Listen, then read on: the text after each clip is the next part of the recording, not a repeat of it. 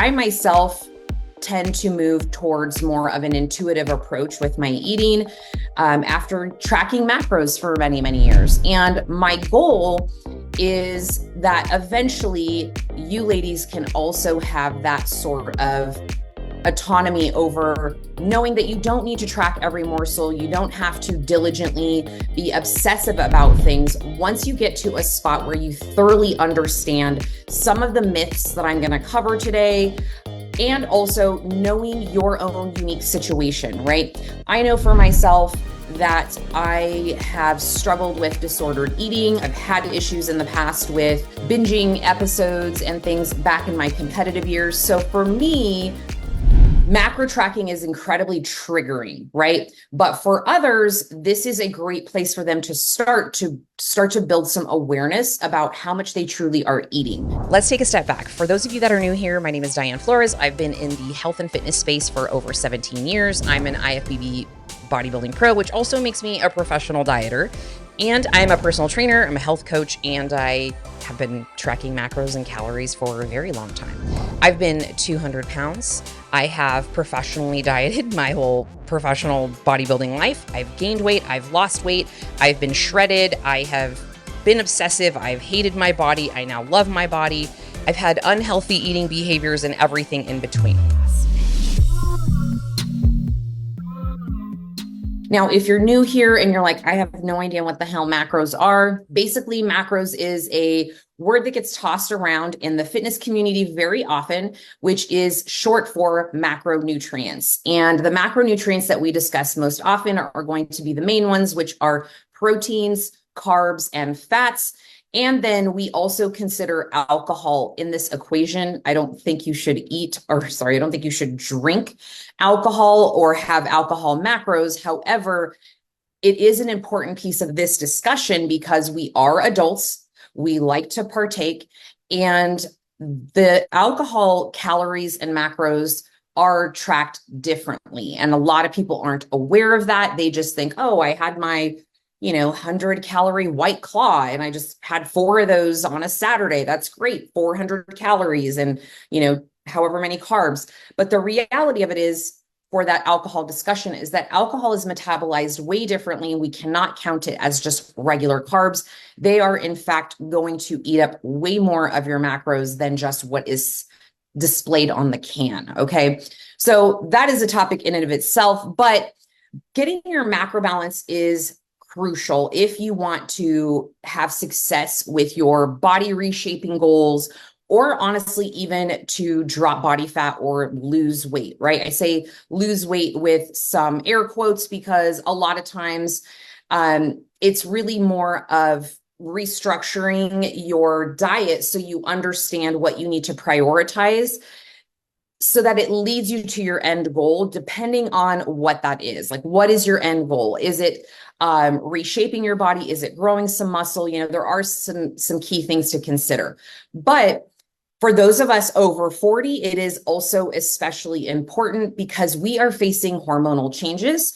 And oftentimes we have some unique metabolic needs, which I'm going to cover here in just a second. But if you are stuck, if you are diligently tracking your macros and you're not seeing the results that you deserve and you want, right? I'm going to hopefully give you some light as to what could possibly be the issue. So let's go about the myths first, and then I'm going to squash them, give you some tactical things to consider if you feel like this is something you resonate with, right? I know for myself, I've done all of these, okay? I have done all of these myths and have believed them honestly, until I got into bodybuilding and I realized how important it was to be very, very accurate and understand energy balance and calories in general. We've got 6 myths here that I'm going to go through to tease out a little bit. And if you feel like this is something that is plaguing you or you struggle with, please make sure to mention that. in the comments. Find me over on the socials. Let me know how this episode resonated for you. I would love to hear your thoughts. Okay. All right. The first one, and it's my favorite one, is the myth that all carbs are bad. Now, if you've been hanging out with me for a while, you know that you've probably heard some of these in one way, shape, or form over the course of the last 3 years on the podcast, but it bears worth repeating because this is still something that we hear often, right? We get new clients all the time in the Goddess Body Project that will push back a little bit with some of the coaches, or they'll push back with us in the group setting once they calculate their macros, and they're freaking out because their carbs are too high according to how they calculated things, right? Some things you have to remember when it comes to carbs. Carbs are typically getting a bad rap because most of the time, the American population is eating the carbs that are typically, the ones associated with being bad, like chips and cookies and pastries and donuts. And while those things have fat, they're also very high in carbohydrates. So those overly processed foods, sure, those are things we shouldn't be eating in excess and abundance, right? But carbs are super important because they are giving you energy to stay active. They are fueling your workouts, they're fueling your training. They also help with brain cognition and function as well. And that's why a lot of times, if you have either competed before or somebody who's competed, they go through brain fog. And I know you're probably thinking, well, you just said carbs are important, but if you're cutting them out in competition, then how does that make any sense?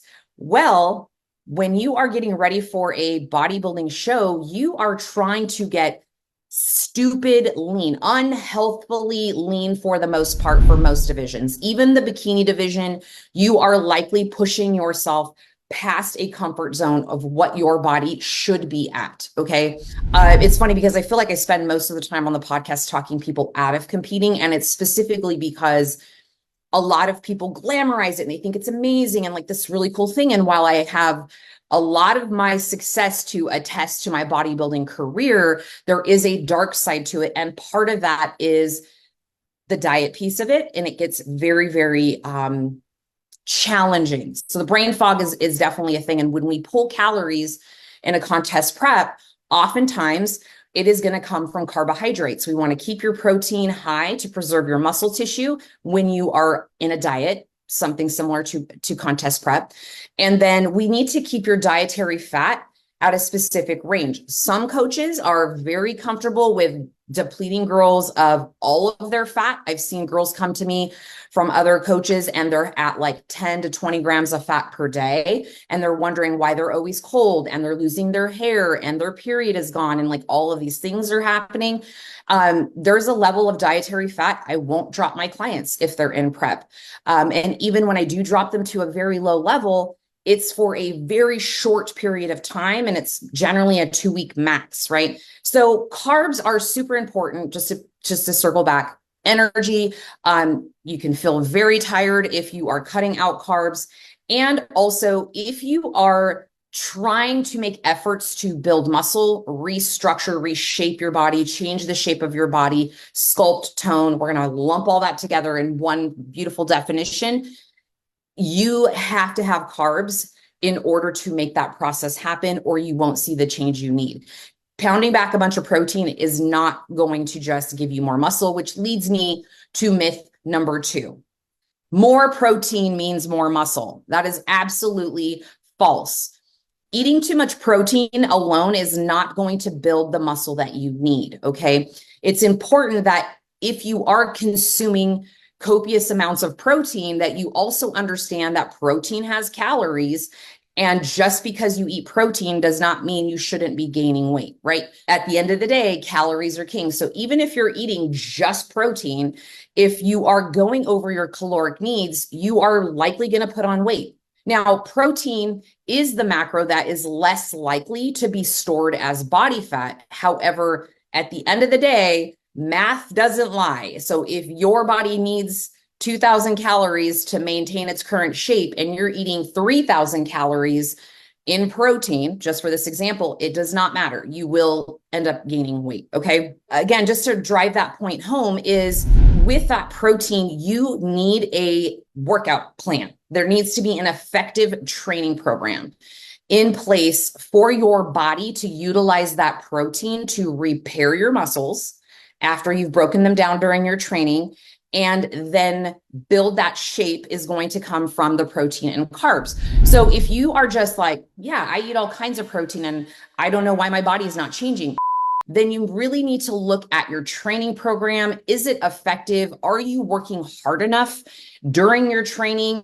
If you're working with a trainer, are you allowing that trainer to kind of push you outside of your comfort zone a little bit? Muscle is very, very hard to build. It is a stubborn tissue, and our bodies don't naturally just want to carry a ton of it because it is very expensive to our energy systems. So unless you are pulsing and stimulating your body to grow by training and then eating with the protein, you're kind of spinning your wheels. So yes, protein's important. It will help you keep the muscles that you have, but the stimulus still needs to be there at the end of the day. Okay. So the last thing I will say about protein is extra protein without exercising is just extra calories. Okay. So you can't just, again, rely on the protein and think that that is going to be the key to your problems and you're never going to have to train or do, weight training ever again. You gotta be doing the training. Those two have to work together with the carbs. I always use this like basic analogy when it comes to growing muscle is one, you get in the gym, you break down the muscle tissue. Two, you eat the protein and the carbs work as a broom to sweep that into the muscle to repair.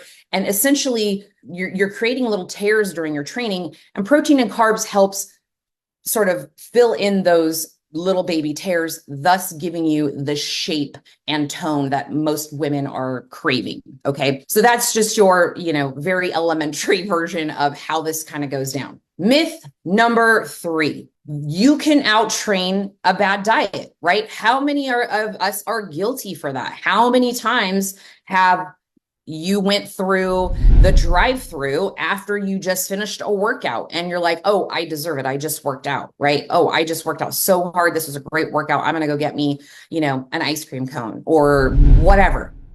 I have done this so many times. I spent probably most of my 20s doing this. Okay. I would go to Gold's Gym. I worked 2 jobs. I had a medical job for, 8 hours. And then I would go to Gold's Gym. I worked in the daycare. I would take Alicia and Steven, my oldest 2, was a single mom at the time. And I would work in the daycare. And then it's usually I'd get there a little bit early and put them in the daycare. I would go get my workout in, and then I would come down and they have a smoothie bar in there. Okay. And I would get the largest smoothie. It was gigantic. Protein smoothie, 800 or 900 calories. And I would think I was doing some great service to my body because I just got done doing either like a body pump class or, I went in and like ran on the treadmill and tinkered with a couple machines, and I deserved it, right? You played the diet cha-cha back and forth, back and forth. Oh, we deserve this. We worked out. I worked out so hard this week. Let me just give you a massive news flash. You typically are not burning as many calories as you think you are when you work out.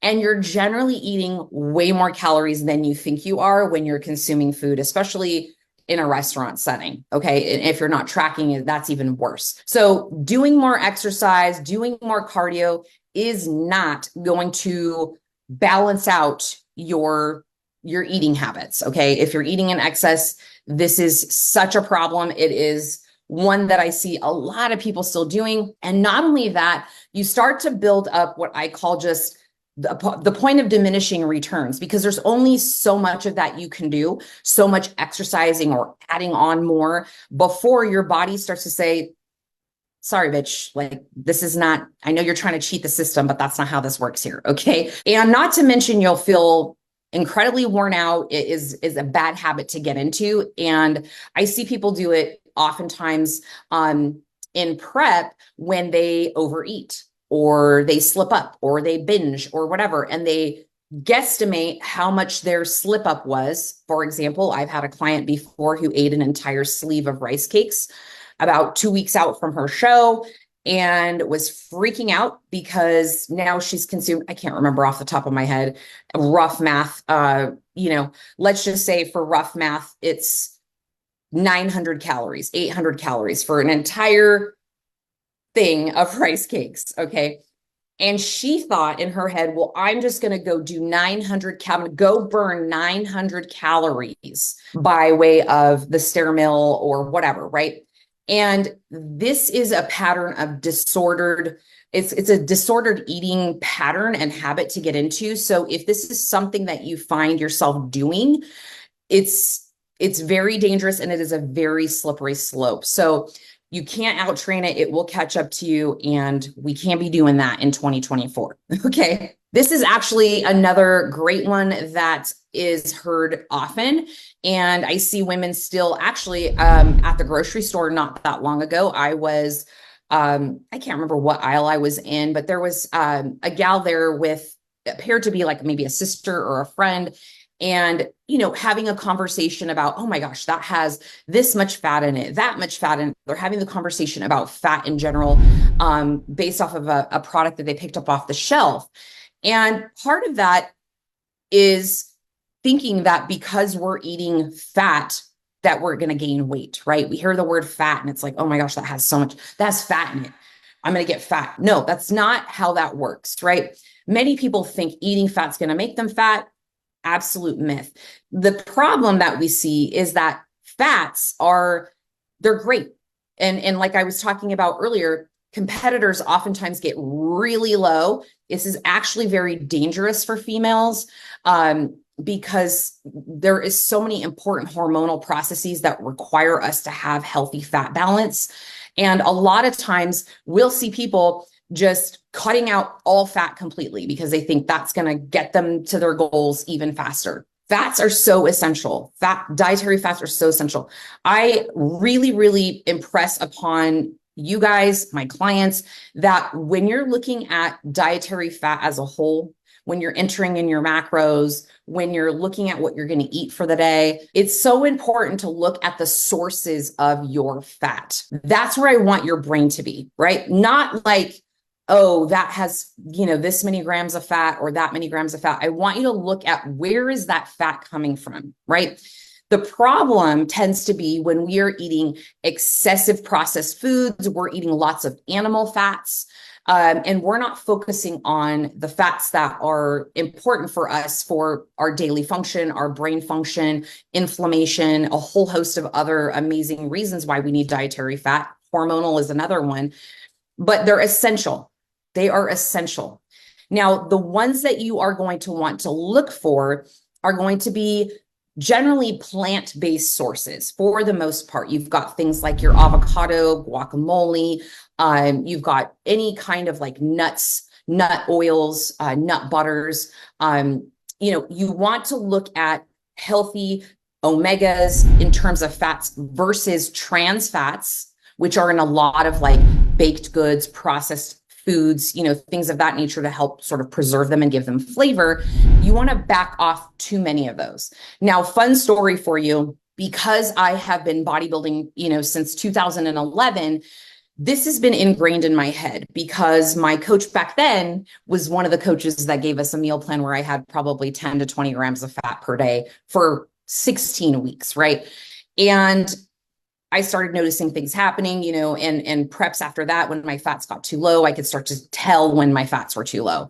Now, right now, I'm in a season of, I'm not eliminating dietary fats. I'm eating foods that I used to avoid for many, many years bodybuilding because they would rack up my fats too fast. At the end of the day, too fast. At the end of the day, when you're bodybuilding, calories are calories. And while you want most of those calories from fat to come from better sources, we still get super duper low. And there is a point where you're just like, it's unavoidable. For years, my good cholesterol has been way too low. Okay. I've supplemented with omegas. I've done all the things. The last probably 3 to 6 months, I have made a shift in focusing on my dietary fats and prioritizing that and seeing how I felt. It was an experiment. If you follow me over on Instagram, I posted, or maybe I posted it in the Facebook group, a picture that I just got my labs done a little over a week ago. They tested my cholesterol, and wouldn't you know it, my healthy cholesterol is actually high by 1 point. Okay. So it's like, I think the ranges are, I can't remember, I think it's 80 to 100 when they draw your blood. And I was 101. For years, I have been in the 40s and the 50s, and my integrative doc is like, you need to get your healthy fats up. But again, my head has been in this, I'm just going to, eat my protein, eat my carbs, and let my fat just come by way of those macros, right? Because if you track macros, you will know that when you enter in your proteins, you enter in your carbs, you're going to find some trace fats in there. That's just normal. And that's what I was doing for years. But now my focus is, I do get some animal fats through omega-3 eggs. So I get 2 eggs per day. I will generally do a half of an avocado per day. I usually have a handful of nuts at some point throughout the day. On my toast, instead of using, I can't believe it's not butter spray, I've been using a coconut oil on my toast with some salt. I've been incorporating more healthy fats when we dine out.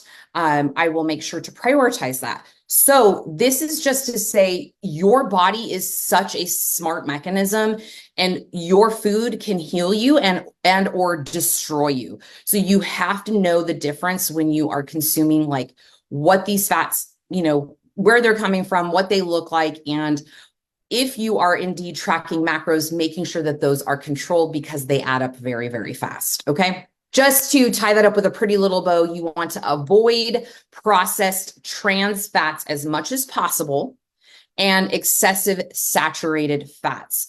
So listen, I love me some processed foods just like everyone else. I like crumble cookies. I like to have some alcohol from time to time. I'm a human, right? So I'm not saying never eat these things, but you have to have a reality check with yourself sometimes if it is getting way too squirrely and you're consuming way too much. That is indeed where we want to make sure we are having some kind of healthy balance. Okay. Myth number 5 is you should eat less to lose weight faster. So this also looks like clients when they first start with us for coaching, and we get them set up with their personalized macronutrients, or even in the group setting, we teach them how to calculate their own macros. And every time, I can almost guess we're going to have at least 3 people freak out, right? Every time someone comes back and they think, this is way too much food, I'm going to get fat, I'm going to gain weight, these macros are too high. But the problem is, what you need to understand is when we calculate these macros for you, if you are consuming whole foods, which is 80 to 90% of what most of your diet should come from, right? Single ingredient whole foods, right? Think chicken breast, ground beef, steak, turkey, single ingredients, rice, potatoes, things like that. When you eat those things, they tend to be lower in calories because they're not processed. They don't have a bunch of trans fats and a bunch of ingredients, right?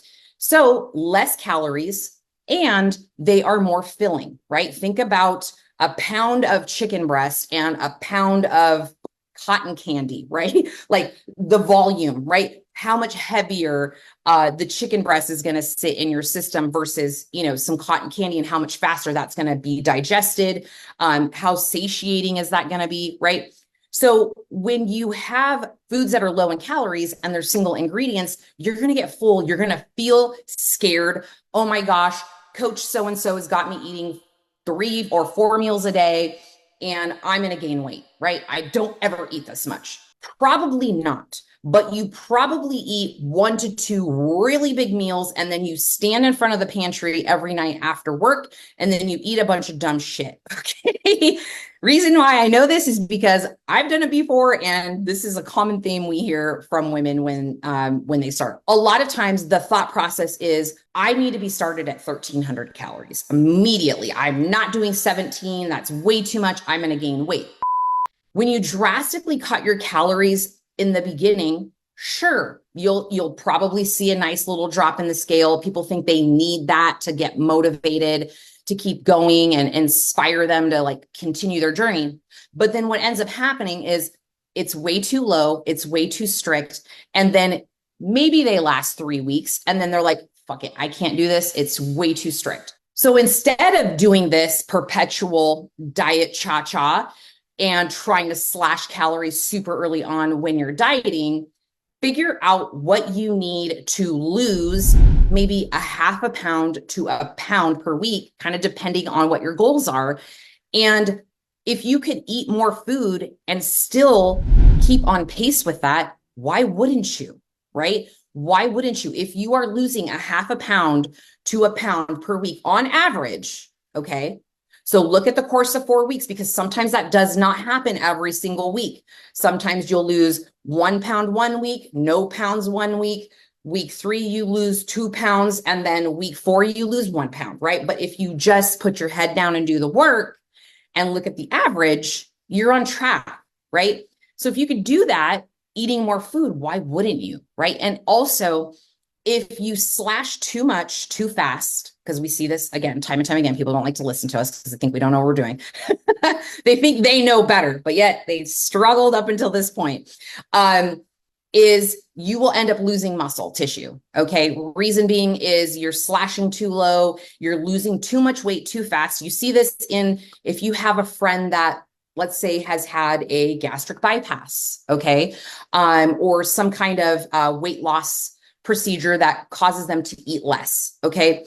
They'll lose a lot of weight really fast. But the one complaint that you will see often from these women, because we do see them as clients, at some point they come to us, is, I lost so much weight too fast. Look at this, right? And they're upset because they have all this skin and now they have to have a skin surgery, and it's a whole thing.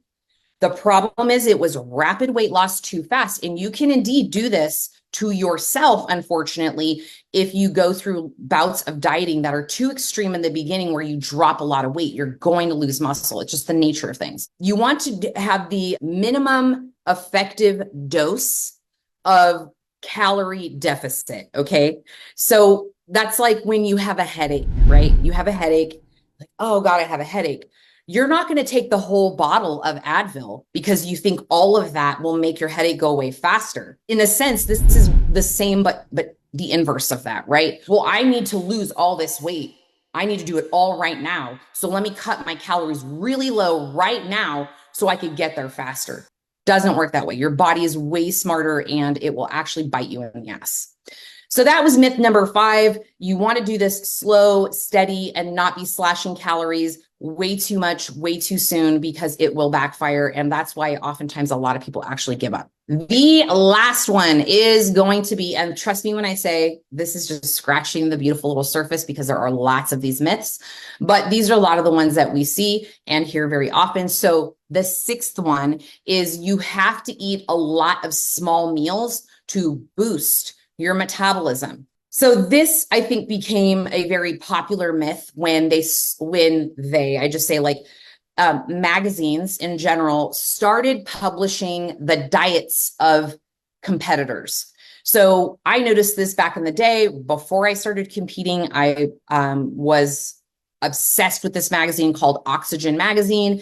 It was a publication that was geared towards women who liked weight training, and they had workouts in there and sometimes recipes and things like that. And towards the back of the magazine, they would show a competitor. Usually they would highlight the competitor. They would tell you what their diet looks like.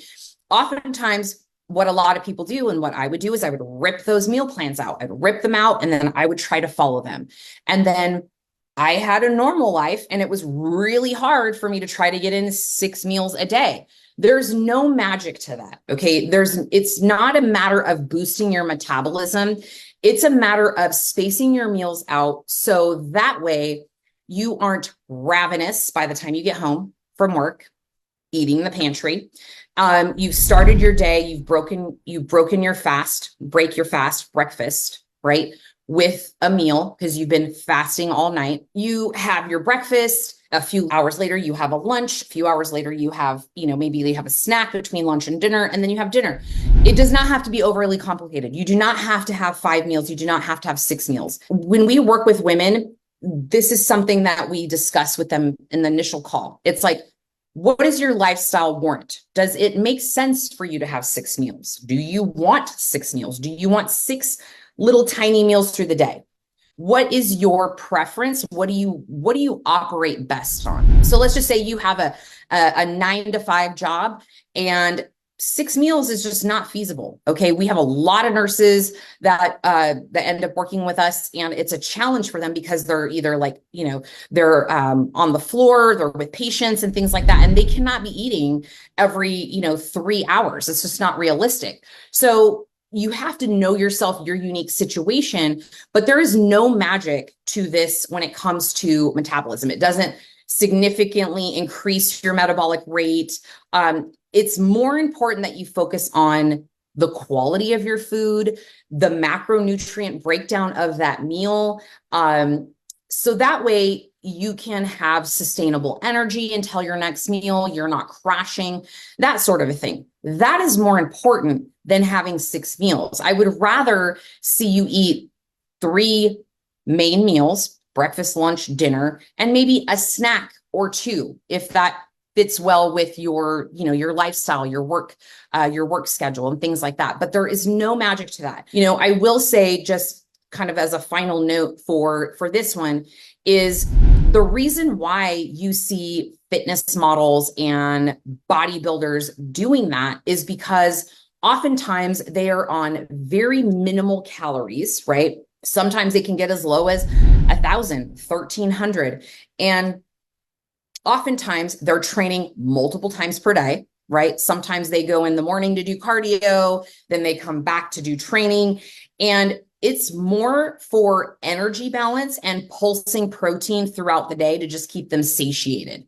So that way they're not bombing their GI tract like with one giant meal. Things digest quickly. You're less likely to be bloated. Those are some perks of eating smaller meals more frequently, but there is no magic to it in terms of, oh, it's going to make you lose weight faster, or this is the secret to losing weight, right? At the end of the day, if you eat 3 meals or you eat 6 meals, your results are going to be predicated on how many calories are you consuming. So whether it's through 3 or through 6, if you want to lose weight, there's no magic to the frequency, but there is magic to the total number of calories. Okay, so hopefully that makes sense. So I'm going to wrap this up with just a few things that you can do if you are like, okay, now what? Like, what do I do now? Calculating your ideal macro split, right? What should your calories be made of? So if you're like, macro split, what does that mean? Well, let's say we're just using that 2,000 calories as just a number. This is not anybody's, macros by any means, but let's just say you have a 2,000 calories maintenance goal. You want to maintain your weight, right? Now your job is to figure out, well, out of those 2,000 calories, how many of those calories should be coming from protein? How many of those calories should be coming from fat? And how many from carbs? And that really is how you kind of move to that next level from just calorie counting or, the Weight Watchers like point system and things like that, to next level really being in charge of honestly what your body composition, what it looks like, what the shape looks like, is your macros, what those are paired with your training. So the first thing you have to do is you have to figure out what the hell is your goal, right? What are you trying to achieve? What is your main goal with your fitness and your diet? Is it weight loss? Is it to lose weight? Are you trying to gain some muscle, which I know is a scary thing that women hear, and they're like, no, no, no, I'm not trying to get bulky. And I'm like, bitch, you aren't going to get bulky. Trust me, I've been trying for years. So you get bulky if you lift weights and you eat way too much food, and then the body fat lays over your muscle and it looks bulky. Okay.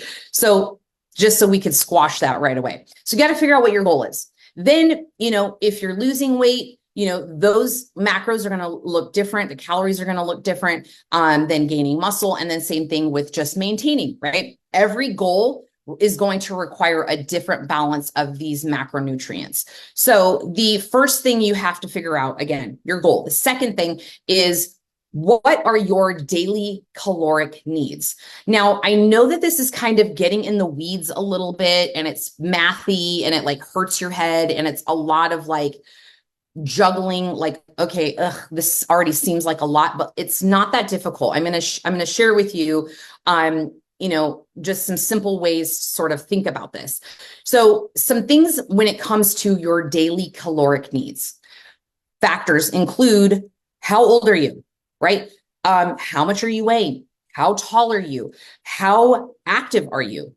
Those are super important. That's why I say, don't just follow your friend's diet, right? Like I've seen girls do this before, and I've heard of it, and I've been guilty of it, where I'll buy a plan. I bought a plan many years ago before I started competing, and I would just share it with my friends. And then we would just all kind of do the same plan. Now, I think, sure, you'll probably get some results to a degree, but there is something to be said about really narrowing down what your specific needs are. Let's say your friend is a floor nurse, and she buys this program, figures out her macros, does all these things, and she's very, very active. Let's just say she gets 15,000 steps a day and she weight trains, but you have an office job. Maybe you do like a group fitness class, like a boot camp, or, maybe you do like some Pilates or whatever. Let's say you get 6,000 steps a day. And let's say you're 45 and your friend is 35. Y'all should not be following the same macros. Okay. There's going to be a vast difference if your goals are the same. Even if your goals are the same, should not be following them. Now, could you get some results? Sure, but you're probably going to bump up against some frustration when you start to realize that it's going to work for her because it was tailored for her, but not for you. So figuring out how many calories you need per day. Now, again, you can search the internet. There are tons of tools and calculators for this that can help you estimate. My suggestion is that you find one and you just stick to that one. Don't bounce around to find the perfect calculator. Do that first, figure out which one. We have one that we use for our clients that's within like our constructive coaching, but there are plenty out there that you can find and just roll with, okay? With that, pick your tool, your macro calculator tool, and you need to use that consistently, okay? I always suggest reassess your macros every 4 to 6 weeks, only if, all right, if I lost you, come back to me, only if you have been tracking diligently. If you're coming to me and you're like, nothing's working, it's not working, I'm tracking, I've been on 1,500 calories, I am going to look you dead in the eyes and I'm going to say, have you been tracking every single day, every single thing that has gone into your pie hole? And if you tell me no, I'm going to say, come back when you have, okay?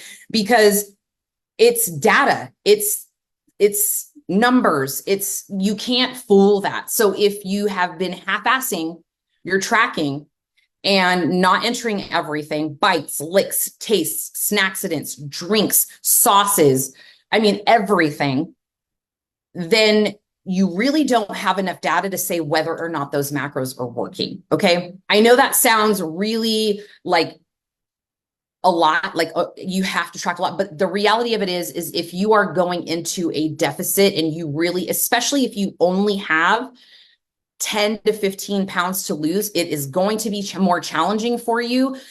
Your body's gotten comfortable. It's going to resist. And unless you are extremely accurate, you will struggle seeing much progress. Okay. So with that, again, pick one, use it, track 4 to 6 weeks diligently, and then go back and reassess with new data, right? Pull up that calculator again. If your weight has changed, you need to put that in. You know, if your activity level has changed, you need to put that in, right? So making sure that you're not just kind of flying by the seat of your pants with just a set of macros and hoping that that's going to work forever. Okay. And then in a nutshell, with determining your macros, just something that's real basic in terms of what that should look like is for weight loss, your macros should be a balanced approach, right? All of this should be, but for weight loss, you're going to need to be in a calorie deficit. Okay. So you're going to have to be, you have to be in a calorie deficit. It's going to be a diet. It's not going to be fun. You're going to be probably hungry a little bit. And your balance needs to be appropriate with your carbs, your proteins, and your fats. And your goal is you are trying to consume fewer calories than you burn through your activity and your exercise. That's basically being in a calorie deficit. If you are trying to gain muscle, all right, I see this so much, okay? So many women come to us and they're like, I want to build muscle and I want to lose fat. That's like saying I want to run and I want to sleep. Those are two totally different activities, okay, that require different energy systems. When you are trying to lose weight, you are in a deficit, right? Your calories are lower because you're trying to tell your body, use my excess fat for fuel, okay? When you're trying to build muscle, you need to be in an anabolic state, which means not catabolic, right? Weight loss is considered catabolic. This is when your body is kind of using its own resources to drop body weight.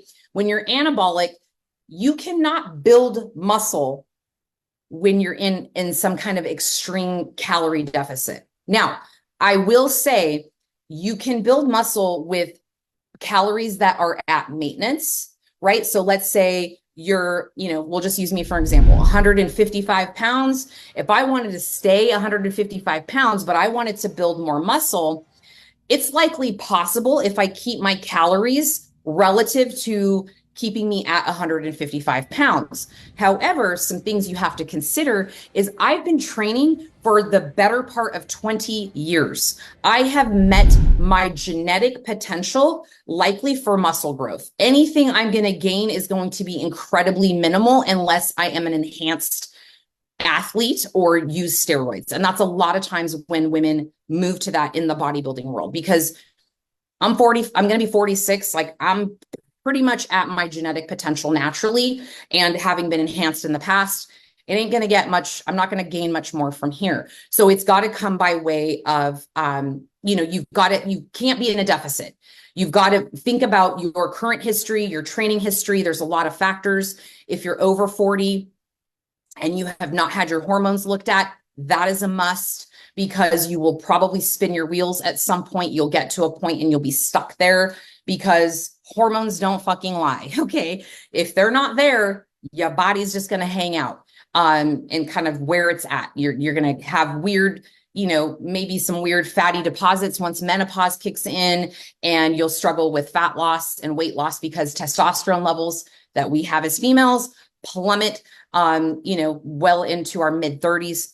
Our mid-30s well into, later age. So that's also something you have to consider. So for muscle gain, you want to be at maintenance or slightly higher. And that freaks some people out because they don't want to eat more. They're afraid they're going to gain weight because they want to lose fat and build muscle. But again, you can't run and sleep at the same time. So you got to pick a horse and you got to ride it. So if you want to lose weight, ride that horse until you have got to a point where you're like, all right, I'm good here with this weight loss. Let me reverse diet, work my calories up to maintenance.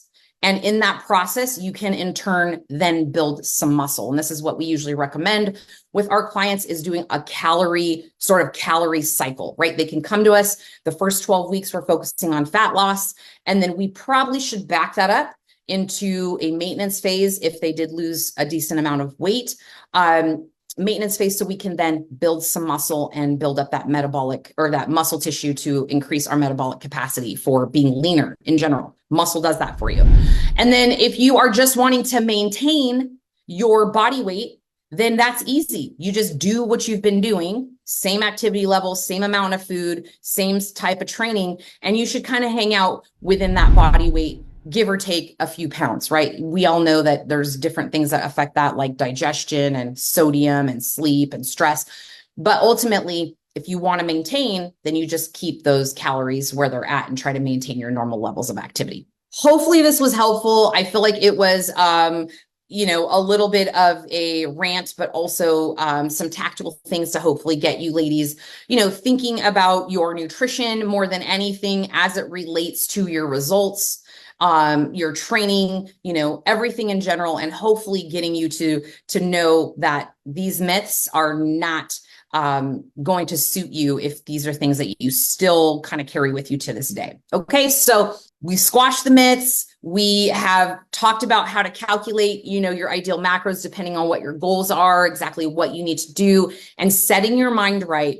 And I hope that you never, ever, ever say ever again, I want to build muscle and lose fat as a goal, because you got to pick one and go with that. And while, yes, sometimes mythical unicorns who are dieting can put on muscle tissue, but I'm going to tell you right now, those mythical unicorns are usually very, very newbie people to weight training, because they haven't weight trained before, and this is a new stimulus to their body. So they can, in fact, do what we call recomp and build muscle while losing fat. But I'm going to tell you that is probably the first year of your weight training and macro tracking journey.